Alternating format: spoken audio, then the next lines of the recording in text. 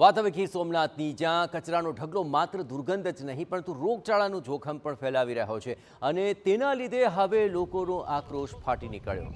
ગીર સોમનાથના ઉનામાં નગરપાલિકાની dumping site હવે સ્થાનિકો માટે મોટો માથાનો દુખાવો બની ગયો છે। ડમ્પિંગ યાર્ડમાંથી આવતી અસહ્ય દુર્ગંધને કારણે આસપાસના રહેવાસીઓ ભારે પરેશાન છે।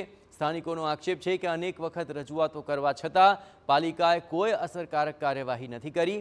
દુર્ગંધને કારણે આસપાસના વિસ્તારોમાં રોગચાળો ફેલાવાની આશંકા વ્યક્ત થઈ રહી છે।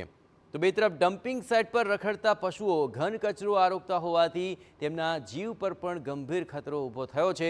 આ મુદ્દે ઉનાના પૂર્વ ધારાસભ્ય પૂંજા વંશે પણ તંત્રની કામગીરી સામે ગંભીર સવાલો ઉઠાવ્યા છે। કચરાને ગેરકાયદે સળગાવવામાં આવતો હોવાની પણ ગંભીર ફરિયાદ ઉઠી છે।